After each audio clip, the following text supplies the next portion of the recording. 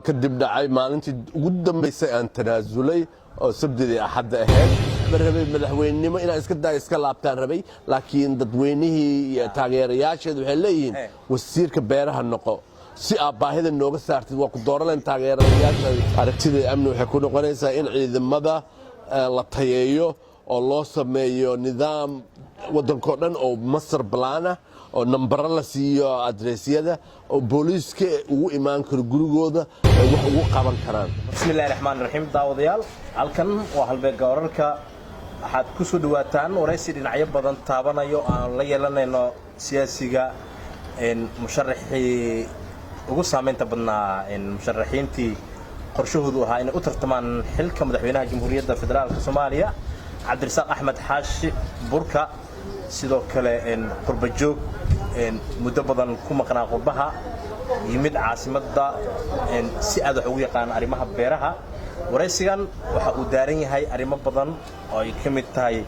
xaaladihii siyaasigan uu la soo kulmay maadaama dalkii doorasho gabi ahaanba ay soo gabagabowday waxay uu lahaa hamigii uu lahaa waxyaabihii keenay in qaarkood ay dib u dhacaan waxa hadda uu rajeynayo iyo waliba qorshaashiisa ugu horeen soo dhawow musharax waa dhawahay cabdirasaaq axmed xaashi burka 5 bilood ka hor waxaad ka mid ahayd musharaxiintii ugu saameynta badnaa dadkii isku soo taagay xilka madaxweynaha jamhuuriyadda federaalka Soomaaliya inkastoo xilligii dambe aysan ku suurtagelin siyaasadda wax badan ka rabtay in ka qabato maxaa iska ka bedelay maxaa la kulantay muxuu ahaa horta qorsheedan horta u dib dhaceen horta waa ka dib dhacay maalintii ugu dambeysay aan tanaasulay oo sabtidii axad ahayd maxaa yeelay waxaan maalin wixii ku soo aaday jimco ah oo Soomaaliya dhan xiran tahay markii aan isiri sabtidii axad helaysa sabtidii axadna Ameerika xirneed marka lacag baa iga xanimtay hadeertan waa laaban rabaa Ameerikan u laaban rabaa waxaan rabaa lacagahaasi waxaas inaan soo aruursado 4 sano kadib aad dib u soo laabto 4 sano ka bacdi 2026 ka aan dib u soo laabto marka aan soo shaqeysto lacag meel dhigto aan si fiican u shaqeysto aan lacag meel dhigto ayaan damacsanay last day aan tanaasulay marka waa kaas cabdirasaaq waxa uu qorshahaagii markii aad tanaasul kadib aad sheegtay waraysi aad diibtay in aad rabtid in lagu magacaabo xilka ra'iisul wasaaraha sidoo kale markii ra'iisul wasaaraha la magacaabo kadib waxa haddana u haqal taagtay wasiirka wasaaradda beeraha arrimahaas oo dhan way soo dhamaadeen hadda hay maxaa markaa soo horta aniga waxaan la kulmay Xamsa Cabdi Bare aan kula kulmay dikaalo waxaan rabaa wasiirka arrimaha dibadda ama kan beeraha maadaama aan beeraha wax ka aqaan aan beeraha si fiican u aqaan aan damacsanaa inaan cuntadii beeraha aan warshado keena bur u bedela marka sidaas daraadeed waxaan rabay in beeraha liidhiyo dadkii oo dhan la taliyaashaydii iyo dadkayga oo dhan waxay yiraahdeen wasiir beeraha raadsan si aad baahida waddanka ugu saarto bur u keentid burna waa slogankeyga waxaan rabay cuntada beeraha masagadii galeydii qamadigii inaan warshado keena bur u bedelo burkaas waxaan ku doortay kun nooc cuntaa laga sameyn karaa marka sidaas ayaa siyaasadeed yaa ka hor istaagay jaanisiyada siyaasadeed waxaa weeye ninkii xasan sheekh maxamuud ahaa kalama uusan tashan maamul goboleedyadii wasiirada uu soo dhisayay kalama uusan tashan musharaxiintii wuxuu ka dhigay cadow ka soo horjeeda oo ka maseersan camal uu la dhaqmay marka sidaas daraadeed uusan ku soo dirin dowladdiisa wax oo musharaxiin ah maxaa yeelay way la tartamayeen marka sidaas daraadeed ayaan ku waayay wasiirnimadii iyo ra'iisul wasaarihii cabdirasaaq si markii aad bulshadu aad ay ku taageerisay mar qura wax isku bedeshay siyaasi si aad u dhaliila siyaasadda madaxweynaha jamhuuriyadda federaalka Soomaaliya mudane maxamed agaada xasan sheekh maxamuud mar qura isku bedeshay waxaa sababay xasan sheekh maxamuud 95% wuxuu ka keenay UPD iyo xildhibaanada jagay hayaan waa loo doortay xildhibaanay noqdeen xildhibaanadii maadaama ay siiyeen cod aqlabiyada dawladdiisii ayuu wuxuu dib uga keenay xildhibaanadii sharaf ugu yeelay wuxuu sameeyay inuu yiraahdo xildhibaanadii kala bar inuu dawladda ku soo daro iyo wuxuu sameeyey in xildhibaanada uu yiraahdo oo sharaf u yeelo oo yiraahdo cidii arabtaanka waa mudane sharfan oo baarlamaana waa hay'adii sharci dejinta ku jira ma ahayn inuu dawlad dhisidii ay soo galaan ma ahayn dawlad xildhibaanadii dadkii ay keensadeen kaliya qaad waxa uu noqon karaa xilka wasiir uu qaban karaa ay marka maxaa u diiday marka inuu wasiir ma wasiir qabasho xataa ma aha wuxuu xildhibaanadii dadkii ay keensadeen dad bay keensadeen xildhibaanada anigana qurba jooga ahaa ma kala aqaan dadkii xildhibaanadii ma kala aqaan dadweynihii reer Puntland ma kala aqaan sidaas daraadeed waxay dadka keensadeen oo kaliya wasiir ka dhigeen adigoo oo dadkii aad badi kala aqoonin soo isma dhigi karo waa ku soo degdegtay inaad macnaha siyaasadda hal mar aad imaato musharax madaxweyne aad waxa ka ficileed ma la dhigi karaa inaad noqoto agaasimaha waaxda dawladda hoos waxyeelada kala duwan oo kale aad heli karto ama maamul goboleed in baashaan aad ku soo degdegtay ma xilka musharax ma ku soo degdegin ma ku soo daanin waxaan ahay aqoon-yahana oo weligiis wax baranayay Masar ayaan ka haystaa America marka aniga kuma soo degdegin jago kale oo ii anfacayso male meesha America ma disho iyo Soomaaliya waa adan waa ogahay laakiin America way ka dhalinyaro yar waxa jira luqadda aan aqoon oo bachelor iyo master iska haysta laakiin America qofkii master haysto waa qof weyn marka sidaas daraadeed iyo aniga baahida ka saar wadankaaga aan u imid marka aniga waxa rabay madaxweynenimo inaan iska laabtaan rabay laakiin dadweynihii iyo taageerayaasheedu waxay leeyihiin wasiirka beeraha noqo si aad baahida nooga saartid waa ku dooran taageerayaasheeda taas soo jeesanayna beeraha dadka abaar badan ka jirto oo hadda waa aragtay ergeyga arrimaha abaaraha madaxweynuhu magacaabay adigii waxa soo baratay takhasuskaaga beeray waay war dalkan barwaaqa dhanka kala taalo oo waa waxa dhul beereed fiican u leeyahay maxaa ugu faa'iideynayda bulshadaada maxaad ugu faa'iideynayda waxay u baahan tahay financial ay u baahan tahay finance hadaad haysan waxba ma qaban kartid laakiin aniga madaxweyne waxaan u doortay inaan financigi dawladda ee lahayd maaliyadda ee lahayd inaan beeraha geliyo baahida ka saaro maadaama wadanka markii siyaad baro madaxweynaha 1 milyan oo hektaar la beeray haddii 3 milyan ilaa 4 milyan oo hektaar la beero wadanka oo dhan baahi kama jirayso burkan waxaan u doortay slogan waaye burka slogan waaye laakiin kun nooc inta laga sameeyo aan u doorto adi beero idil noocyada kala duwan ee dalka soo baratay finance la'aanteed waxba ma qaban kartid musharaxa burka horeyna arrimo dhaqaale macnaha aad doorashada ugu hartay haddana hadda arrimo dhaqaale wixii aad baratay waxaa ku socodsiin lahaa arrimo dhaqaale mugtahay waa run finance ay u baahan tahay billions ay u baahan tahay intaad ku laabatid magaaladii hore ugu imaatay isdiyaarin badan u baahan tahay waa u baahana inaan laabto waa 2026 one man one vote markay noqoto ayaan soo laabanaya waa tahay waxaan ugu maqaalaa inaad tagtay Garoowe oo aad ka soo jeedo deegaan ahaan oo ka soo jeeda Garoowe aad tagtay waxaa la yiri 48 saacadood ku qabtay madaxweynaha dawlad goboleedka Puntland maxaa ka jira arintaas inaad uga baxdo magaalada Garoowe been cid isoo ceeriso ma leh waa deegaan dhalashadaydii waxaan marka hore ka degay Gaalkacyo halkaasoo aan shir jaraad ku qabtay kadibna iskay anaa u aaday Garoowe ninkii dani ahaana ima dhihin imana soo burin waana la isoo wada dhaweeyay waana la isoo wada wareejiyay waxay noqotay laamiyo meel shidan waaye laamiyo wada ah way u qalantaa inay noqoto magaalo madax dadka qurba joogta oo dhan soo laabta oo dhistay daara dhaadheer ku arkaysa hoteelo caalami ah ku arkaysa oo qurux badan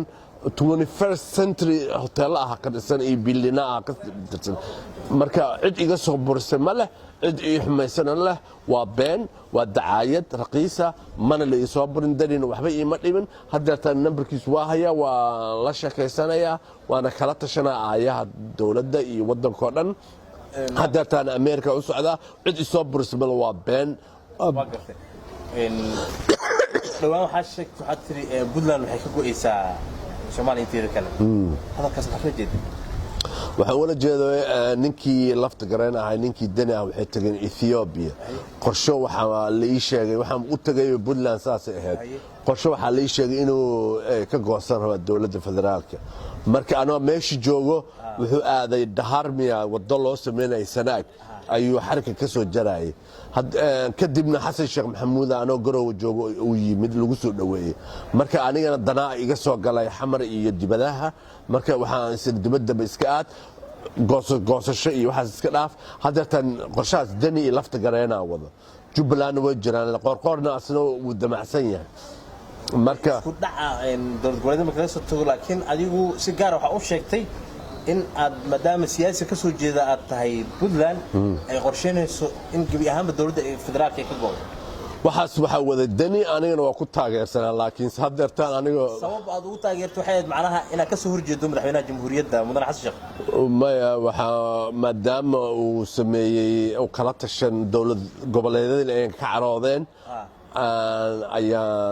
waxaan ku taageeraya dani maadaama uu yahay madaxweynihii Puntland aniguna ay tahay deegaan dhalashadeedii ayaan u tagay marka hadeertaan Ameerika iskaga laabanaa one man one vote markay noqoto kaliya soo laabanaya hadda goosasho iyo waxaas waa iska daayay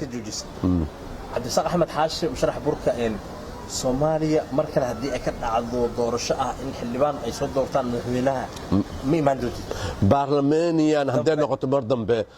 doorasho dadban iyo doorasho indirect iyo ma soo laaban doono markii one man one vote noqoto soo laabanaya PhD aan isku dayaya inaan diyaariyo ina PhD ku diyaarsid si guud waa aragtay xaaladda dalka waxa aad la kulantay siyaasiyiin badan waxa aad maxaa kaaga baxay macna awal waxaad ka haysatay fikir وأنت مركز إيماني سي مدة 6 سنين كبرنا مقنعيد سياسي إلى النقطة أو ضلك الصومالية إماتو فكرك أهرو وهيستي فكرك أد عرفت محيها هين بالنشرة فكرك أول وهيس وهيس إني 6 سنة دقالة كده عين دور سنة أو نور كله دقيقة وحنول بقى سنجرين لكن مركز إيمد وحن أركي دارد عديرو حافظها جذوذ كيالو وطلع عصرية nolol fiican waxa u sii fursad fiicneed waxa tagiisay meel ay tagin musharaxiinta asagaaga ma wareegay hay ma aragtay marka waxa arkay wallahi wuu dhismay wadanka ilaa afgooy isaysta dhankaasna waxa la sheegay darmooley gubadley inay dhaaftay oo galgarato iyo leeyahay marka wallahi waa dhismay wadanka wuu dhismay qarb joogtuna way soo laabanaysaa wuu dhismay aniga waxaan ilaa qarb joogta dibadaha joog wadanku waa nabad soo laabta dhista wadankiina maalgashta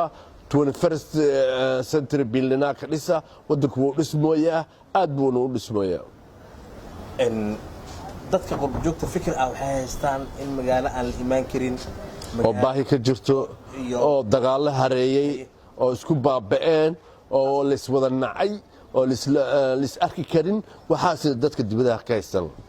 laakiin waa been wax dhiba kama jiro al-shabaab baa qarxiyo iyo waxaas geesatay dhib kale kama jiro cid ku xadgudubtana ma leh muqdisho iyo gobolada dhan waa soo markii Soomaaliya waa tagay deegaan dhalashadeeda waa tagay Puntland gaalkacyo iyo garoowe waa tagay waa nabad waa barwaaqo dibadahan lagu cararay wax loogu cararay ma aqaan qurba joogay soo laabta wadankii dhista wadanku waa nabad meesha rabtaan ka daga dhib ma jiro cid nacab ma leh cid la dirsan ma leh marka saas baan idin dhilaa musharax Cabdirasaaq Axmed Xaashi waxaa jiro hadda dad sheeda ka daawanaya siyaasadda Soomaaliya oo qurba joog ah maxaa is dhigi kartaa maanta qofka ku soo fikira 4 sano kadib inuu noqdo musharax madaxweyne lacag u baahnaan karaa intee lacag u baahan karaa maadaama adigu inta badan waxa siyaasadda ay ka reebay ay ahayd lacag ay ahayd marka qofka dambe ee hadda la filan karo inuu siyaasi uu yaraan xilka ugu sareeyo dalka uu qabto wuxuu u baahan karaa qarash nooc meeq ahaan waxaan dhilaa indirect baarlamaan one man one vote hadii la gaarin oo baarlamaan wuxuu baahan karaa qiyaas aniga ma aaminsanay inay baarlamaaniyan kan oo indirectiga ah inay qurba joogta keeni karaan nabadda horta waa number 1 amniga in wax laga qabto ka bacdina baahida laga saaro dadka ka bacdi dadku hadii waa ay dhirgaan danahooda qabsanayaan waa wadanku waa dhismaya lacagta dibadaha naga aadaysa imaaraadka iyo Kenya qaadka looga keenay wadanka la galiyo oo wadanku dhex wareego lacagti aragtidaada sidii amni ku noqotaa aragtida amni waxay ku noqonaysaa in ciidamada la tayeeyo oo loo sameeyo nidaam wadanka dhan oo master plan ah oo number la siiyo adreesyada oo booliiska ugu imaan karo gurigooda wax ugu qaban karaan master plan inta ka shaqeynaya garoobe master plan loo sameeyay master plan leeyihiin askarigan asigoo laami ku nabad geli layahay laami joog in intuu soo xaafado kalsoonidaas wali ma uusan macna amnigaas marka waxaan dhihi lahaa hadda way soo fiicnaanaysaa tartiib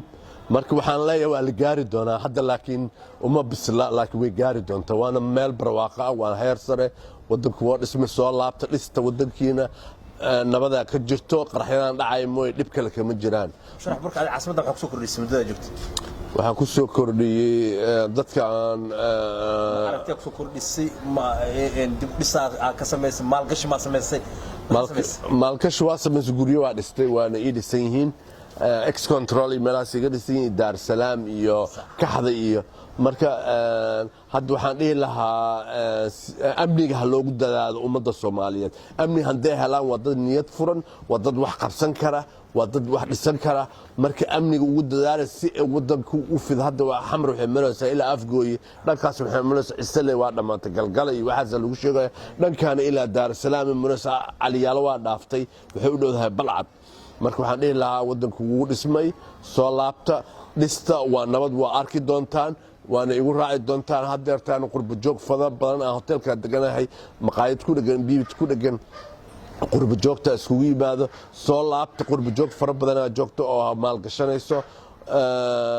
dhici iyo boobkii iyo dilkii ma jiraan qof dila ma leh qof dhaca ma leh qof ku xadgudba ma leh marka waxaan dhihi lahaa amniga ha loogu dadaalo si ay dadka qurbo joogta u soo laabtaan ay dhistaan wadankooda aragti ku wada shaqayn karaan laamaha amniga iyo shacabka kalsooni nooca dhex mari karto adigu maxaa hadda shacabka waxba ma dhimaan marka waxaan dhihi lahaa ha la shaqeeyaan booliiska ha u sheegaan meeshii oo caqabad ka jiro hadda ciyaal weeraa soo baxay oo iyo ciyaal dadka dhaca soo baxay oo telefoonada ka furanayo oo ciyaal weerar loo baxshay marka waxaan dhihi lahaa la shaqeeya booliiska si ay amni u heshaan macna adigu wali ma kulantay wali lama kulmin waxaan kala socdaa TV-da kala socotaa cabdisaaq waxaa dib ugu laaban doontaa magaaladii ay ka imaatay ama dalka ka imaatay Mareykanka aad dib ugu laaban doontaa bal si guud ka waran xajmiga inta muddo sanad waa joogtaa sanad iyo xoogaa joogtaa magaaladii waa aragtay ololaa ku dhex bilowday hawshaadii sidii aad u baahnayd ma aysan gaarin laakiin waa dadaashay marka qofka maxaa ka fahantay siyaasiyiinta dalkan joogta iyo mabdii aad awooday oo ah macnaha in taageerada aad muujisay marka America jooga waxaan u maleynayaa baarlamaaniyan inay yihiin ee baarlamaanka dad soo doortaan laakiin ma noqon waxay noqotay watergeeda noqotay xildhibaan lacag qaadanaya oo baarlamaani hadda UK oo kale baarlamaaniyan way laakiin xildhibaan dhan oo legislature oo sharci dejiye ah oo lacag qaadanaya aliyad biliyad haddaadan lacag isiin kuma doorana hadda aniga markii aan online ku jiray campaigning aan ku jiray waxaan arkay 90 number aan helay 90 number 20 gama qaban 20 waxay jaga i weydiisteen konton kale waxay leeyihiin 300 ilaa 500 kun haddaad isiineen kuma dooranayno oo afcad iga leeyihiin